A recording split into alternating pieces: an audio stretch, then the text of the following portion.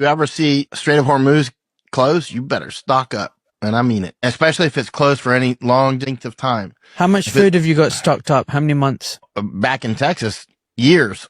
And here, I'm not going to talk about it, but I've stocked up for years because I could see it coming, right? I think everybody needs to be prepared for a multi-year total reduction of food. Actually, it's never going to go back to the way it was.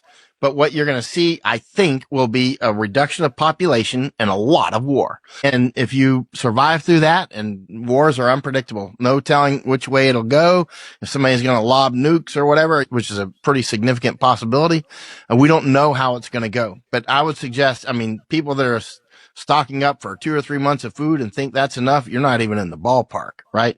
And now's the time to do it while the getting is good, right? And I would say you better be thinking in terms of years or preparing or growing your own food. Now, but keep in mind in time, or, somehow making your own food, but keep in mind in times of famine, people are going to find that food. They come out and actually governments in my studies on famine, the governments always are one of the primary bad guys. They come door to door. They bust down walls, see where you got the food hidden. They're checking, see where you got it buried in the yard. And that's why you'll have people, hiding it in gardens, fake gardens, so that it covers up the digging and that sort of thing. These are old techniques that have been used in famines, but the governments, they come door to door, police and army and that sort of thing, and gangsters, of course. So, that's one of the things that causes famines to get worse.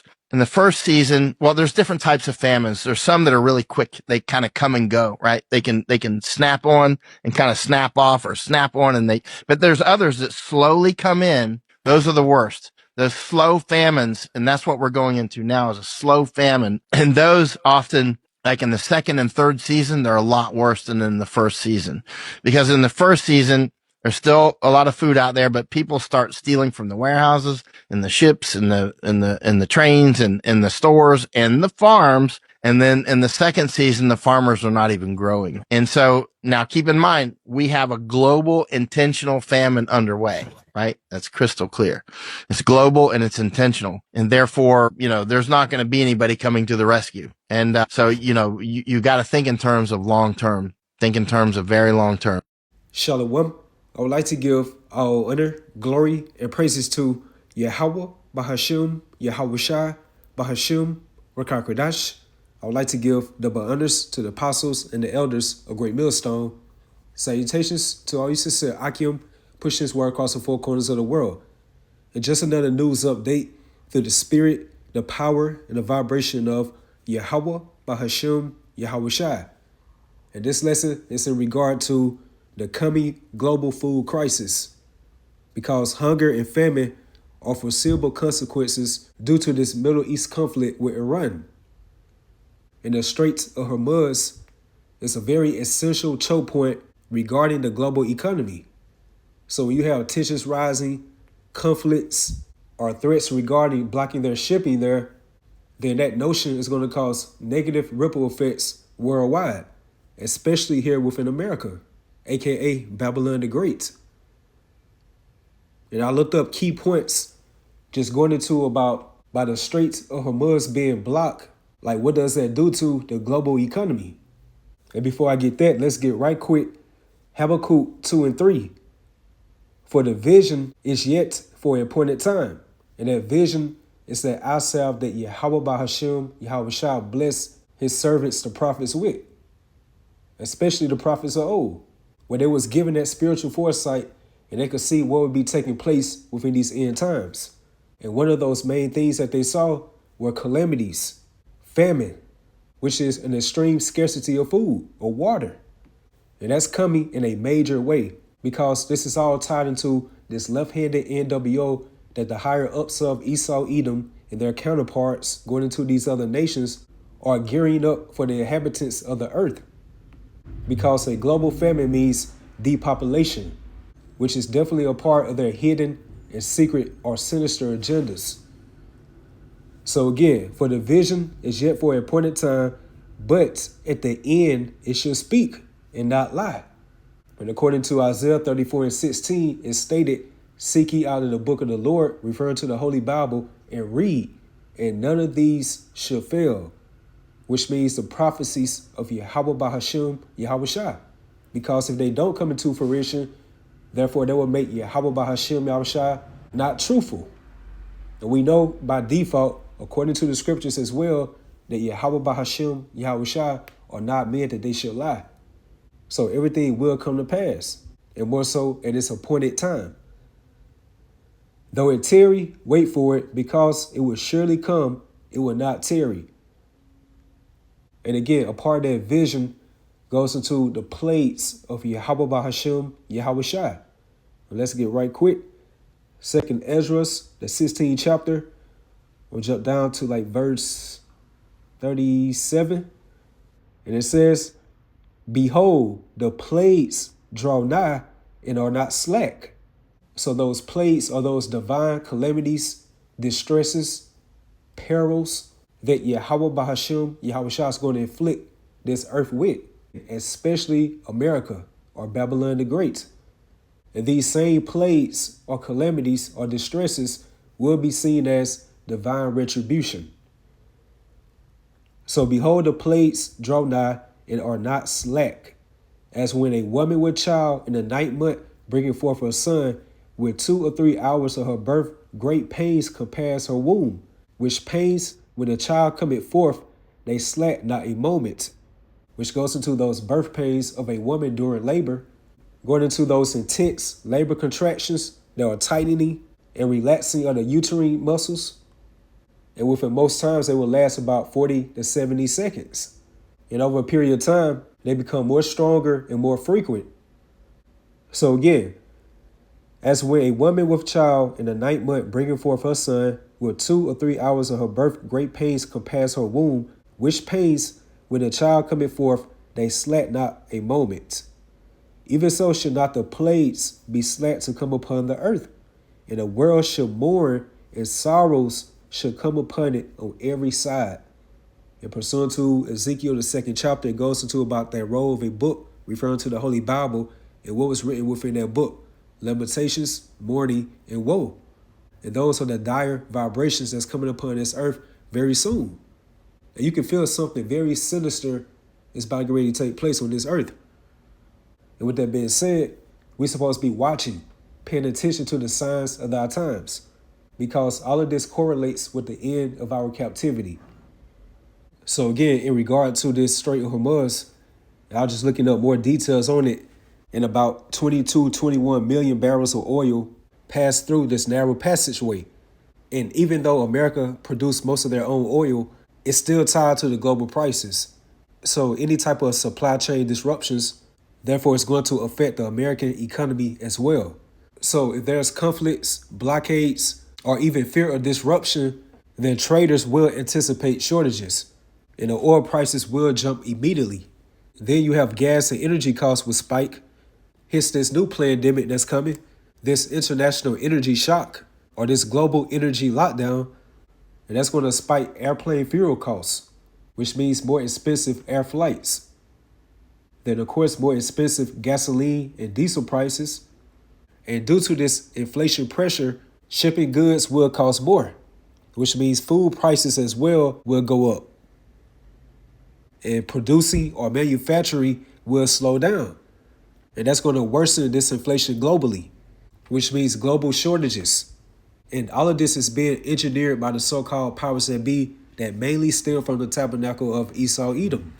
This is the God of the world that Yahweh Bahashim, Yahweh Shai has set up within these end times. He's in control of the food and the water supply. And they're hoarding everything to themselves when all hell really breaks loose throughout the earth. And through these draconian measures, they're going to have people begging just for water and food. And in order for you to get these basic necessities, you would have to take the MOTB. Like, this has all been intentionally planned out for this NWO setup. And this same Middle East conflict is driving up oil and also fertilizer costs, which are very key commodities for food production and transport. And with that being said, these fertilizer shortages are already hitting these farmers, especially here within America. And come to find out, a lot of these American farmers are denying the offers for these AI firms to build their data centers, which requires massive farm land. they are making it harder and harder for these different farmers around the world. Again, especially here within America. Which takes me to the point right here, because we are now within the informational age and more people are doing their due diligence by researching, like looking up topics regarding this video, as you just saw from the beginning of this video. So by them having this type of knowledge of what's transpiring around the world and how this Middle East conflict will be a global economic catastrophe, that's driving more people to be within that spirit of urgency or emergency preparedness, where more people are now stockpiling or doomsday prepping on different goods, foods, water, weapons, emergency aid kits, and the list goes on. So again, hunger and famine are foreseeable consequences due to this Middle East conflict, which is all being intentionally done by the so-called powers that be. And that takes me to Ezekiel 4 verse 16 in the NLT. Then he told me, son of man, I will make food very scarce in Jerusalem. It will be weighed out with great care and eaten fearfully. The water will be rationed out drop by drop, and the people will drink it with dismay. So catastrophic hunger levels are coming in a massive way to America very soon, where food rationing will be a thing of the norm. And with that being said, you still have a lot of these Americans are relaxed, proudful, and just so dumbed down that they think none of these drastic measures can come to America. And that's why it's stated within Jeremiah 49:31, this is that wealthy nation that dwelleth without care. These Americans are too privileged, too relaxed, and just too complacent on what they see that be taking place within these so-called third world countries. Like these same extreme measures will come to your front doorsteps very soon.